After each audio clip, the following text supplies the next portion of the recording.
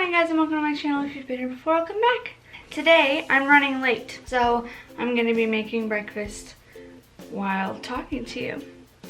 I'm home alone, so by the time you see this I won't be home alone anymore, but I'm home alone now. But today's video is about my journey into essentialism.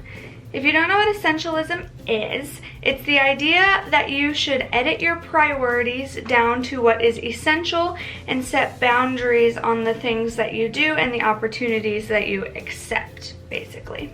Because when you say yes to one thing, you're saying no to something else. So you need to make sure that you're saying yes to the right things, the things that are truly your priorities. So today we're going to talk about my essential things, my priorities. Then we're going to take a gander at my commitments. So like the things that I commit to doing daily or weekly or even monthly. And then we're going to evaluate, is there anything I'm doing that does not align with my essential? And then I'm going to talk about what I think. And then I'm going to talk about what I'm gonna do next. I'm not gonna show you what I'm doing next because it's like, I feel like it's a very personal process. Then we're gonna talk about what to do next, just in case you want to embark on a journey into the essential. So, first things first, this is a book by, oh shoot, I forgot his name. Greg something, called Essentialism. So my essentials, I talk about on my blog all the time what my priorities are. I talk about it like every time I do a Vivid Vision, and if you haven't read any of those Vivid Vision posts or any that I talk about priorities, I'm gonna try and link them below. If I forget, just remind me in the comments and I will totally do that. But I love doing Vivid Visions because it keeps me on track and it shows me if I'm in the right direction to getting where I wanna be in life, if that makes sense. So I like doing Vivid Visions, and part of that is like basically evaluating your priorities and what you're doing. So I feel like I'm already on the right track to doing that, you know, to being an essentialist. So that's good. That means I don't have as much to do, I don't think. So my top 3 essentials are things that I talk about in my Vivid Vision all the time. But for this video, I wrote down 4 because you'll see. So my top 3 are God, writing, and loving others. So those are the 3 things that I find that I think are most important in my life and that I have to be doing in order to be fulfilled. But the last one that I wrote down as an essential was school, because right now I'm a full-time student, so school is an essential for me. School is what I'm doing with my life currently, so that's another essential. So my commitments every week, I go to church on Sundays. So I go to church on Sundays. I work at the religious studies department, at the philosophy and religion department at WKU. I do that to make money. I also go to CSF every week and I lead a community group. I'm writing my thesis, I go to classes, and I'm doing YouTube, my blog, Facebook, Instagram, all of that. So those are the things that I do every week, every month. These are things that I work on all the time.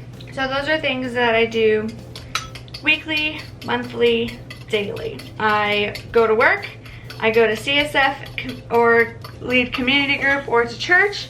I'm writing my thesis, which is a novel, and I'm going to classes and working on my not Leia stuff. So those are all things that I enjoy doing. I don't really enjoy going to work necessarily, but I mean, it's fine. It's not the worst job ever, so that's good. So the next step is to evaluate, is there anything I'm doing that is not aligning with my essentials that I listed, which, to remind you, is God, writing, loving others, and school. Personally, I think that all of my weekly, daily, whatever commitments do align with my essential. So that's a good first step into the journey of essentialism, right? Everything I'm doing lines up exactly. So then what I have to watch out for is people asking me to do things that do not align with my essential. So basically what Essentialism says now, after evaluating what my essential is and what I'm committed to doing every week, I'm supposed to make sure that those things are aligning, the things I'm doing every week are aligning with my essential, and that my essential are reflected in the things that I'm doing every week. So if, for whatever reason, my essential list has something on it that I'm not doing, that I'm not committed to doing, then I should probably either reevaluate it as an essential, because I'm obviously not doing it, or I need to implement something in my life that shows that it's an essential for me, if that makes sense, that is working towards that essential thing. So what I think of this, basically, it just depends. Because when I was listening to the book, because I listened to it on audiobook, when I was listening to it, it really sounded more like a business model, like a way to look at your business decisions, really. And I don't want my life, it marketed itself to be for your whole life also. For, yeah, every aspect of your life, not just work. But most of the examples that I heard were, it sounded to me more like a businessy type of model to optimize the essential things that need to get done in a business. Whether that be a small business, it was more for like leaders in business, you know? So it was more like optimizing the routines to make sure you're getting all the essentials taken care of, I guess. I don't really know.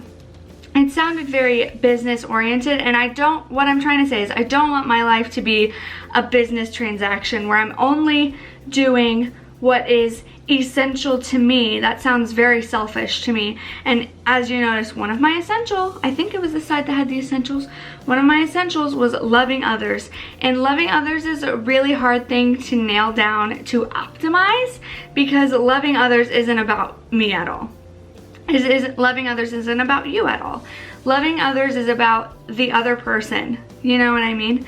So that's kind of my thoughts on this whole thing. I don't want my life to be a business transaction.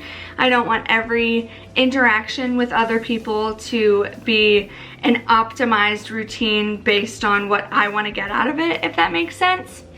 So that's a way that I'm tweaking it. I could be misunderstanding it, so if you like know about this, let me know down below if I'm like not getting it right or whatever. So with that being said, the next thing that I'm going to do is optimize my commitment routines. So make sure that I'm doing the things that I want to do in the most efficient way possible, I guess. So like writing my thesis, I don't want my routine for that to be something that isn't really a routine, if that makes sense. So right now, also, you're seeing this on like September 12th, I think, something like that. And it's only August 18th right now. So it'll be a little while. But right now, my thesis writing routine isn't very optimized. Basically what I do for my thesis is when I go to work, I work on my thesis. However, I'm at work. Therefore, if I have work things that I need to do, those have to be done while I'm at work. Whereas my thesis can wait until I'm at home. But if I've worked on it even a little bit at work, I tend to not want to work on it at home. And so that just isn't working for me. You know, I'm not getting as much done on my thesis as I should be. And the second draft of my thesis is due in like a week and a day. So I need to get on that, you know? So I need to sit down and evaluate my thesis writing routine and like get that down pat so that I can get it done, so that it's an essential commitment in my week, if that makes sense. That's basically what I'll be doing next, but with like all of my commitments and making sure all of my essential are getting done. Now, one thing that you might be wondering, and I know I don't have to justify myself to you, and this is just for me, I just wanted to say that I consider YouTube and my blog and Instagram and Facebook and all of that I do for like this brand to be part of loving others, because I'm trying to spread the good news and I'm trying to spread productivity tips, and I'm just trying to be a good example of how you can live your life in like a godly way, just trying to figure it out, you know? So then after I try to optimize all of my commitments throughout the week, then I need to like implement that in a way that makes sense for me. So I will try to implement it, you know, and if that doesn't work, then I'll reevaluate and tweak and then try again. And until I do that, then I'll just keep trying, keep altering and re-implementing, if that makes sense.